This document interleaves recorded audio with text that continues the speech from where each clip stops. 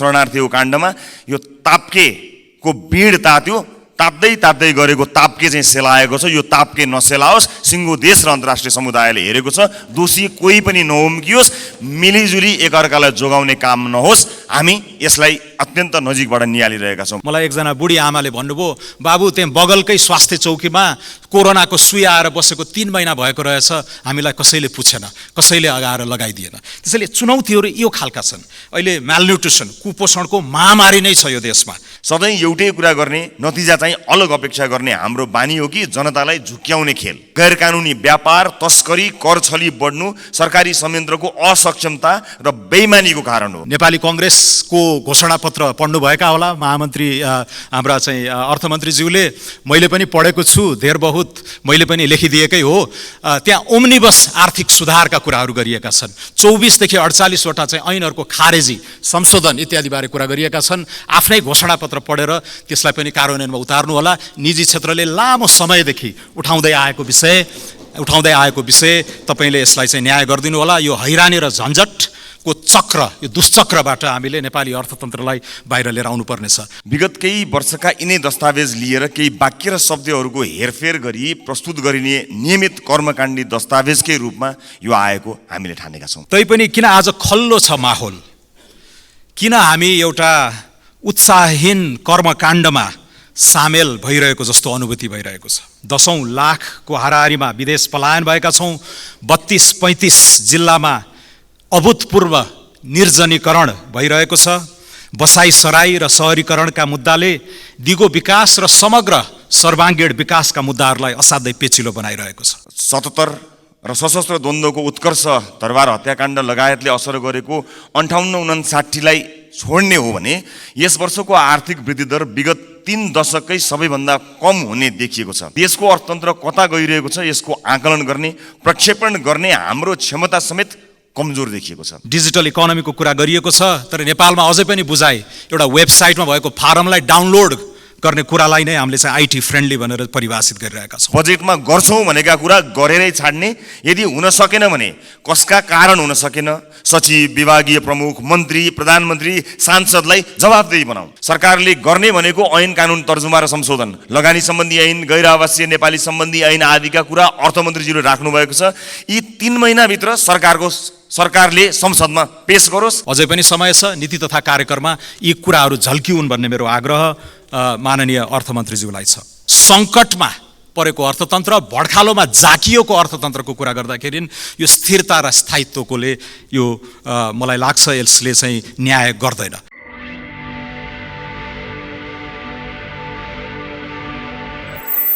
सम्माननीय सभामुख महोदय, म सबैभन्दा पहिला उपनिर्वाचन मार्फत हामीलाई थपिएको मत र थपिएको सिटसहित अतिरिक्त जिम्मेवारी दिनुहुने श्रद्धेय चितवन र तनहुका आम मतदाताहरूलाई धन्यवाद दिन चाहन्छु। सम्माननीय सभामुख महोदय, माननीय अर्थमन्त्रीले विगतका वर्षहरूमा जस्तै गरिनेछले भरिएको, तात्विक रूपमा विगतका वर्षहरूको भन्दा फरक नरहेको विनियोजन विधेयक 2080 का प्राथमिकता तथा सिद्धान्तहरू प्रस्तुत गर्नुभएको छ। विगत केही वर्षका यिनै दस्तावेज लिएर केही वाक्य र शब्दहरूको हेरफेर गरी प्रस्तुत गरिने नियमित कर्मकाण्डी दस्तावेजकै रूपमा यो आएको हामीले ठानेका छौँ। अहिले अर्थतन्त्र असाधारण अवस्थामा छ। नाकाबन्दी भएको 72-73, कोभिडको सुरुवात भएको 77 र सशस्त्र द्वन्द्वको उत्कर्ष, तरवार हत्याकाण्ड लगायतले असर गरेको 58-59लाई छोड्ने हो भने यस वर्षको आर्थिक वृद्धि दर विगत 3 दशकै सबैभन्दा कम हुने देखिएको छ। त्यसमाथि सरकारको प्रक्षेपण गर्ने क्षमता यति कमजोर देखियो कि 8% आर्थिक वृद्धि दर हुन्छ भनिएकोमा 2% पनि नहुने देखियो। देशको अर्थतन्त्र कता गइरहेको छ यसको आकलन गर्ने, प्रक्षेपण गर्ने हाम्रो क्षमता समेत कमजोर देखिएको छ। यस आर्थिक वर्षको 8 महिनामा गत वर्षभन्दा कम राजस्व सङ्कलन भएको छ। विगत 5 दशकमै राजस्व सङ्कलन पहिलो पटक गत वर्षको भन्दा कम हुने जोखिम देखिएको छ। आर्थिक वर्ष सकिन 2 महिना बाँकी हुँदा सरकारले राखेको लक्ष्यको 51% मात्र राजस्व सङ्कलन भएको देखिन्छ। यस्तो असाधारण अवस्थामा पुगेको अर्थतन्त्रलाई ट्र्याकमा ल्याउन र आम सर्वसाधारणलाई राहत दिन सधैँको जस्तो कर्मकाण्डी योजनाले के होला? सधैँ एउटै कुरा गर्ने, नतिजा चाहिँ अलग अपेक्षा गर्ने हाम्रो बानी हो कि जनतालाई झुक्क्याउने खेल, आशाका पुलिन्दा पस्किने हो कि व्यावहारिक र समाधानमुखी नीति अङ्गीकार गर्ने, असफल नीति र प्रक्रियालाई निरन्तरता दिने कि नयाँ र सृजनात्मक प्रक्रिया अवलम्बन गर्ने। वर्षेनी गरिनेछ भनिने तर पुरा नगरिने बजेटले राज्यप्रति जनताको विश्वास कसरी बढाउँछ? सामान्य सभामुख महोदय, माननीय अर्थमन्त्रीज्यूले अर्थतन्त्र र बजेट प्रणालीमा देखिएका विद्यमान समस्या र चुनौतीहरूलाई धेरै विश्व आर्थिक घटनाहरू र केही आन्तरिक कारणले गर्दा भन्नुभएको छ। तर वास्तविकता त्यस्तो होइन। वास्तविकता ठ्याक्कै उल्टो हो।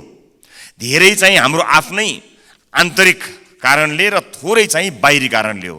हाम्रो आफ्नै राजनीतिक व्यथिति, विसङ्गति र सङ्गठित रूपमा राजनीतिले गरिरहेको भ्रष्टाचारको कारण हो। योजनाहरू समयमा पुरा नहुनु र पुरा भएका योजनाहरूले पनि आशातीत प्रतिफल नदिनु, वित्तीय क्षेत्रको स्रोत अनुत्पादक क्षेत्रमा बढ्नु, गैरकानुनी व्यापार, तस्करी, कर छली बढ्नु सरकारी संयन्त्रको असक्षमता र बेइमानीको कारण हो। बाह्य कारण देखाएर हामी उम्कन मिल्दैन। समग्रमा विनियोजन विधेयक 2080 का सिद्धान्त र प्राथमिकता पनि विगतका असफल आर्थिक नीतिको निरन्तरता हुन पुगेको छ। यसले नेपाली समाजको आजको समस्याको समाधान दिने देखिँदैन। सङ्कटग्रस्त नेपाली अर्थतन्त्रलाई सुधार गरेर देशको आर्थिक अवस्था बलियो बनाउने खालको यो बिल्कुलै छैन। सभामुख महोदय, अब म यस विनियोजन विधेयक 2080 का प्राथमिकता तथा सिद्धान्तहरूका सन्दर्भमा केही सुझावहरू राख्ने अनुमति चाहन्छु। असाधारण समय छ, स्रोतको सीमितता छ। यसपालि असाधारण रूपमा साधारण खर्च कटौती गरौँ। बजेटमा गर्छौँ भनेका कुरा गरेरै छाड्ने, यदि हुन सकेन भने कसका कारण हुन सकेन, सचिव, विभागीय प्रमुख, मन्त्री, प्रधानमन्त्री, सांसदलाई जवाफदेही बनाऊ। क्रियाकलाप होइन, नतिजाको आधारमा कार्य सम्पादन मूल्याङ्कन गरौँ। सार्वजनिक सेवा प्रवाहमा सूचना प्रविधिको व्यापक प्रयोग गरौँ। सामान्य दर्ता, स्वीकृति, भुक्तानी आदि पूर्ण रूपमा स्वचालित र प्रविधिको माध्यमबाट गर्न सकेका सबै प्रवाह चुस्त दुरुस्त हुन्छ र भ्रष्टाचार पनि कम हुन्छ। ई गभर्नेन्सलाई राष्ट्रिय प्राथमिकताको योजना बनाई यसलाई अगाडि बढाउँ। विदेशी लगानी भित्र्याउन हामी छिमेकी मुलुकसँग प्रतिस्पर्धा गर्नुपर्ने अवस्था छ। कुनै पनि विदेशी लगानीकर्तालाई नेपालमा आएर व्यवसाय सुरु गर्न अत्यन्त झन्झटिलो छ। दर्ता गर्न 6 महिनादेखि वर्ष दिन लाग्ने अवस्था छ। व्यवसाय सुरु भइसकेपछि पनि सञ्चालनका क्रममा मुनाफा फिर्ता लैजाने कुरामा, प्राविधिक आयात गर्ने कुरामा धेरै कठिनाइ छन्। मुलुकमा नै राम्रो गरिरहेका विदेशी लगानी भएका कम्पनीहरूले समेत थप लगानी नगरेको अवस्था छ। यसलाई सुदृढीकरण गर्नुपर्छ। त्यसैले मात्र मुलुकमा उद्यमशीलता प्रोत्साहन गर्छ र थप पुँजीलाई आकर्षित गर्नका साथै पुँजी पलायन रोक्छ। त्यस्तै सरकारले गर्ने भनेको ऐन कानुन तर्जुमा र संशोधन, लगानी सम्बन्धी ऐन, गैर आवासीय नेपाली सम्बन्धी ऐन आदिका कुरा अर्थमन्त्रीज्यूले राख्नुभएको छ। यी 3 महिनाभित्र सरकारले संसदमा पेश गरोस्। आगामी आर्थिक वर्षको पहिलो त्रैमासमा यी जरुरी ऐन कानुन निर्माण हो। फरक तरिकाले सके सभामुख महोदय, 1 मिनट पनि लगाउँदिन। फरक तरिकाले काम गर्न सकिएन भने फरक नतिजा आउँदैन। अहिलेको सङ्कटबाट मुलुकलाई पार लगाउन माननीय अर्थमन्त्रीज्यूले विनियोजन विधेयकमा के फरक प्राथमिकता र सिद्धान्त लिनुभएको छ, यो संसदलाई विस्तृत व्याख्यासहित जवाफ दिनुपर्छ। माननीय अर्थमन्त्रीज्यूले प्रस्तुत गर्नुभएको विनियोजन विधेयक 2080 का सिद्धान्त र प्राथमिकताबाट हामी कति पनि विश्वस्त हुन सकेका छैनौँ। सम्मानीय सभामुख महोदय, जाँदै म मेरो निर्वाचन क्षेत्रमा भएको दुःखद घटनामा यो शङ्कर कणेल आत्महत्या प्रकरणको छानबिन होस् र न्याय मिलोस् पीडितलाई भन्ने कुराको आवाज पनि उठाउन चाहन्छु। र अहिले भएको भ्रष्टाचारको यो काण्डमा, शरणार्थीको काण्डमा यो ताप्केको बिँड ताप्दै गरेको ताप्के चाहिँ सेलाएको छ। यो ताप्के नसेलाओस्, सिङ्गो देश र अन्तर्राष्ट्रिय समुदायले हेरेको छ। दोषी कोही पनि नउम्कियोस्, मिलिजुली एकअर्कालाई जोगाउने काम नहोस्। हामी यसलाई अत्यन्त नजिकबाट निहालिरहेका छौँ भन्दै बिदा चाहन्छु। धन्यवाद। सम्माननीय सभामुख महोदय, हिजो पेश भएको विनियोजन विधेयक 2080 का सिद्धान्त र प्राथमिकतामा धेरै पर्नुपर्ने विषयहरू परेका छन्। केही छुटाउन नहुने मुद्दाहरू छुटेका छैनन्। भनिदिनुपर्ने, सुनाइदिनुपर्ने कुराहरू पनि ल्याइएको नै छ। अर्थमन्त्रीज्यू भन्नुहुन्छ आर्थिक वृद्धि गराइदिन्छु, सुशासन दिन्छु, जलवायु परिवर्तनको असर न्यूनीकरण गरिदिन्छु, सङ्घीयताको सबलीकरण गर्छु, सामाजिक न्याय दिन्छु, निजी क्षेत्रको मनोबल म उकास्छु। तैपनि किन आज खल्लो छ माहौल? किन हामी एउटा उत्साहहीन कर्मकाण्डमा सामेल भइरहेको जस्तो अनुभूति भइरहेको छ? मलाई लाग्छ यो यथास्थितिवादी निबन्धले सम्पूर्ण नीति, योजना, बजेट निर्माण र शासकीय प्रक्रिया नै अविश्वसनीय भइरहँदा सच्चिने, सुधार्ने, सपार्ने गुन्जायस हामीले भेटिरहेका छैनौँ कि? सभामुख महोदय, त्यो सेन्स अफ अर्जेन्सी मैले यहाँ देखिरहेको छैन।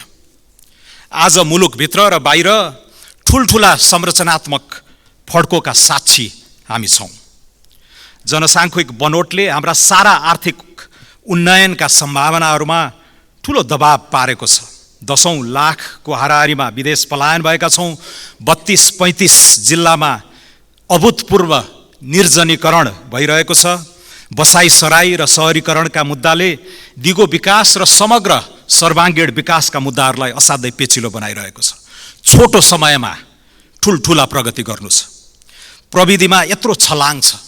डिजिटल इकोनोमीको कुरा गरिएको छ, तर नेपालमा अझै पनि बुझाइ एउटा वेबसाइटमा भएको फारमलाई डाउनलोड गर्ने कुरालाई नै हामीले चाहिँ आइटी फ्रेन्डली भनेर परिभाषित गरिरहेका छौँ। यत्रो आर्टिफिसियल इन्टेलिजेन्स, अटोमेसन, चौथो औद्योगिक क्रान्ति, फोर्थ इन्डस्ट्रियल रेभोल्युसनका कुराहरूले समाज र हाम्रो अर्थतन्त्रमा उथल पुथल भइरहेको छ। जलवायु परिवर्तनका कुराहरू छन्, तर त्यो सँगसँगै हिमालय हिन्दुकुश क्षेत्रमा त्योभन्दा पनि थप पेचिलो विषय छ, एलिभेसन डिपेन्डेन्ट वार्मिङ। बाँकी दुनियाँ 2 डिग्री सेन्टिग्रेडले तात्यो भने पनि हाम्रा हिमालहरूमा त्यसमा थप 0.6 डिग्रीले चाहिँ अरू बढोत्तरी हुने जोखिम हामी कहाँ छ। विश्वका उत्पादन मोडलहरू, आपूर्ति श्रृङ्खलाहरू, ग्लोबल भ्यालु चेनका यी मोडलहरूले लगानी, व्यापार, विनिमय, रोजगारीका स्वरूपमा भारी परिवर्तनहरू ल्याइरहेको छ। भारत, चीन, पूर्वी एसियाको पुनरुदयले अवसर र चुनौती सँगसँगै लिएर आएको छ। विकासका लागि वित्त, डेभलपमेन्ट फाइनान्सको ल्यान्डस्केप तलमाथि परिसकेको छ, उथलपुथल भएको छ। अनुदानहरू सुकिरहेका छन्। सहुलियतपूर्ण ऋण अब कसिलो र सशर्त हुँदै गएको छ र सस्तो पुँजी अब दुर्लभ भइरहेको छ।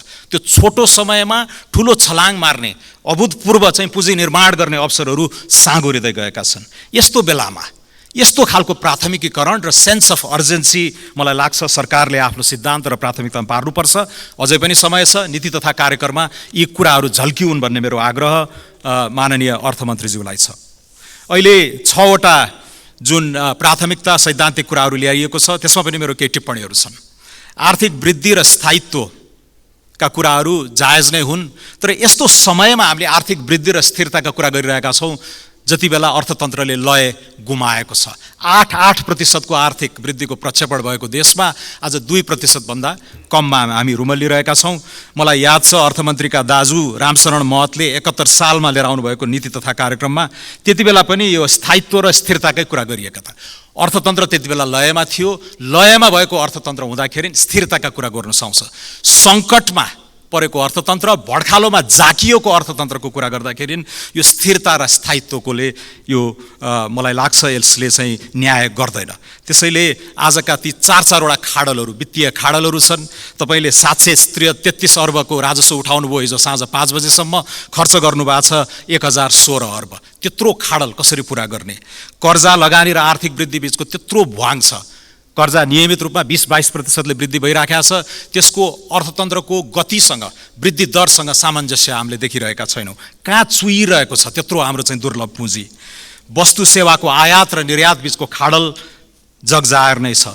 उपभोग र उत्पादनको खाडल जगजाहेर नै छ। यी यावत कुराहरूमा चाहिँ हामीले अलिक फरक ढङ्गले त्यो सेन्स अफ अर्जेन्सी र प्रायोरिटाइजेसनमा अलिकति पुनर्मूल्याङ्कन गर्नुहोस् भन्ने मेरो आग्रह छ। दोस्रो, सामाजिक न्यायका मुद्दाहरू लिएर आइएका छन्। शिक्षा, स्वास्थ्य, खानेपानीका कुराहरू छन्। यसमा पनि विगत 30-32 वर्षमा ठुलो परिवर्तन आइसकेको छ। हामी परिमाणात्मक विकासबाट अब गुणात्मक विकासमा गएका छौँ। 48 साल, 50 साल, 50 को दशकमा हामीले स्कुल भवन माग गऱ्यौँ, खानेपानी माग गऱ्यौँ, धुलाम्मे बाटो नै सही त्यो माग गऱ्यौँ। तर अहिले स्कुल छन्, विद्यार्थीहरू स्कुल पनि जान्छन् थोरै सङ्ख्यामा भए पनि, तर त्यहाँ पढाइ हुँदैन, त्यहाँ सिकाइ छैन। आजको चुनौती भनेको स्कुल निर्माण गर्ने होइन, त्यहाँ सिकाइको सङ्कटलाई कसरी सम्बोधन गर्ने भन्ने हो। स्वास्थ्य चौकी छ, दक्ष सेवा छैन। म तनहुँको निर्वाचनमा सामेल हुँदै गर्दाखेरि मलाई एकजना बुढी आमाले भन्नुभयो, बाबु त्यहाँ बगलकै स्वास्थ्य चौकीमा कोरोनाको सुई आएर बसेको 3 महिना भएको रहेछ, हामीलाई कसैले पुछेन, कसैले आएर लगाइदिएन। त्यसैले चुनौतीहरू यो खालका छन्। अहिले म्यालन्युट्रिसन, कुपोषणको महामारी नै छ यो देशमा। सिङ्गो पुस्ताकै 1/3 जनतालाई यसले प्रताडित गरेको छ। त्यसैले यो फर्स्ट जेनेरेसन डेभलपमेन्ट च्यालेन्जबाट अब हामी सेकेन्ड जेनेरेसन डेभलपमेन्ट च्यालेन्जमा गएका छौँ। यो कुरो एकदमै कन्भिन्सिङ तरिकाले प्रतिबिम्बित हुनुपर्छ। त्यो यो दस्तावेजमा मैले पाइनँ र आगामीमा यो सुधार गर्दै जानु होला भन्ने मेरो आग्रह छ अर्थमन्त्रीज्यूलाई। दिगो विकास र जलवायु परिवर्तनका कुराहरू आएका छन्। यसमा हिजो मैले सुने अर्थमन्त्रीज्यूबाट फिस्कल स्पेस अलिकति टाइट छ, मोनेटरी उपकरणहरूबाट मात्रै हामी अगाडि जान्छौँ भन्नुभयो। त्यो गलत हो। फिस्कल स्पेस खोज्न सक्ने हो भने, सृजनशील हुन सक्ने हो भने व्यापक स्पेस अझै पनि छ र यसको लागि तपाईँले यही जलवायु परिवर्तनको मुद्दा, यही दिगो विकासकै मुद्दाबाट पनि अगाडि बढ्न सक्नुहुन्छ। बार्बेडोस भन्ने एउटा सानो टापु छ, मिया मोटली त्यहाँका प्राइम मिनिस्टर हुनुहुन्छ। 2,80,000 जनसङ्ख्या भएको, मेरो तनहुँ जिल्लामा 3,15,000 जनसङ्ख्या छन्। तनहुँभन्दा सानो बार्बेडोसको नेताले अहिले सम्पूर्ण विश्वकै वित्तीय आर्किटेक्चरलाई उथलपुथल गरिदिइराख्नु भएको छ ग्रिन फाइनेन्सको दृष्टिबाट। र हामी जस्ता गरिब देशहरूले पनि कसरी सौविध्य यो क्लाइमेट फाइनेन्स, ग्रिन क्लाइमेटका कुराहरू गर्न सक्छौँ भनेर भनिराखेका छन्। ग्रिन क्लाइमेट फन्ड भन्ने चाहिँ कोरियामा स्थित अन्तर्राष्ट्रिय संस्था छ। त्यहाँ वरिष्ठ तहमा रहेका नेपाली मेरा साथीहरूले भन्दैछन् कुनै योजना छैन, कुनै तयारी छैन। अहिले अलिकति विश्वसनीय 2-3वटा चाहिँ कार्ययोजना पेश गर्ने हो भने $100-200 मिलियन, 10-20 करोड चाहिँ एकदमै ग्रान्ट मनी पनि त्यहाँबाट उपलब्ध छ भन्ने कुराहरू छन्। एसडिजीको रोडम्याप हामीले बनायौँ 2018मा, करिब वार्षिक औसत 20 खर्ब लाग्छ भनेर। त्यो सम्पूर्ण डिरेल भएको छ। यसबारे नेपाल सरकारको के छ धारणा? त्यो लिकबाट बाहिर गएको हाम्रो एसडिजीको रोडम्यापलाई फेरि लिकमा फर्काउने के छ कार्ययोजना? त्यो पनि अब नीति तथा कार्यक्रममा हामी मिहिन ढङ्गले त्यसको अनुगमन गर्नेछौँ, तपाईँहरूलाई हामी उत्तरदायी बनाउनेछौँ। संघीयताको सबलीकरण इत्यादिबारे धेरै कुराहरू आइसकेका छन्। अहिले अख्तियार दुरुपयोग अनुसन्धान आयोगको वार्षिक प्रतिवेदन पल्टाएर हेर्नुहोस्। माथिको जुन विकृत राज्य व्यवस्थाको अभ्यासमा तपाईँ हामी सहभागी भएका छौँ मुख दर्शक भएर, त्यसको अन्धाधुन्द अनुसरण तल स्थानीय तहमा, तृणमूल तहमा भइरहेको छ। 50% भन्दा बढी उजुरीहरू स्थानीय तहमा भ्रष्टाचारसँग सम्बन्धित छन्। त्यसको लागि पनि यहाँबाट त्यत्रो रकम पठाउँदै गर्दाखेरि समानीकरण, विशेष अनुदान इत्यादि सञ्चित कोषका रकमहरू पनि हस्तान्तरण गर्दाखेरि त्यसमा एउटा टाइटनिङ गर्नु पर्यो, सिस्टमिक टाइटनिङ हुनु पर्यो। त्यो माथिबाट पनि त्यसको उपचार खोज्न सकिन्छ। निजी क्षेत्रको मनोबलका कुरा गरिएका छन्, यो स्वागत योग्य छ। नेपाली कङ्ग्रेसको घोषणापत्र पढ्नुभएका होला महामन्त्री हाम्रा चाहिँ अर्थमन्त्रीज्यूले। मैले पनि पढेको छु, धेर बहुत मैले पनि लेखिदिएकै हो। त्यहाँ ओम्निबस आर्थिक सुधारका कुराहरू गरिएका छन्। 24 देखि 48वटा चाहिँ ऐनहरूको खारेजी, संशोधन इत्यादिबारे कुरा गरिएका छन्। आफ्नै घोषणापत्र पढेर त्यसलाई पनि कार्यान्वयनमा उतार्नु होला। निजी क्षेत्रले लामो समयदेखि उठाउँदै आएको विषय तपाईँले यसलाई चाहिँ न्याय गरिदिनु होला। यो हैरानी र झन्झटको चक्र, यो दुष्चक्रबाट हामीले नेपाली अर्थतन्त्रलाई बाहिर लिएर आउनुपर्नेछ। सुशासनका कुराहरूमा अब धेरै कुरा भनिराख्नु परेन। सेवा प्रवाहसँग जोडेर यसलाई अलिकति न्यूनीकरण गर्न खोजिएको छ। यो नीतिगत भ्रष्टाचार र आर्थिक कुशासनको विषय जुन असाध्यै महत्त्वपूर्ण छ, हाई क्राइम्स र ग्रान्ड लार्सेनीको मुद्दा मैले जुन सार्वजनिक रूपमै उठाइरहेको छु, त्यसको पनि अलिकति सम्बोधन होस् भन्ने मेरो चाहिँ चाहना छ। अन्तमा सभामुख महोदय, आज ट्रेलर र पुरा फिल्मका कुराहरू धेरै आएका छन्। यहाँ मलाई लाग्छ अर्थमन्त्रीले ट्रेलर देखाउनु भएको छ, धेरै उत्साहित त बनाएको छैन, तर आशा छ नीति तथा कार्यक्रम र बजेटसम्म आइपुग्दा थप उत्साह जगाउन सक्नुहोस्। यो सर्जरी नै खोजिरहेको अर्थतन्त्रमा यो झारफुक गरेर हामी चाहिँ उम्कन सक्ने अवस्था अहिले नभएको छ। यो मैले विनम्र यहाँसँग चाहिँ निवेदन गरेँ। बाँकी नीति तथा कार्यक्रम र बजेटको चरणसम्म आइपुग्दाखेरि मलाई आशा छ तपाईँले थप प्रगति देखाउन सक्नुहुने मेरो शुभकामना पनि छ। धन्यवाद।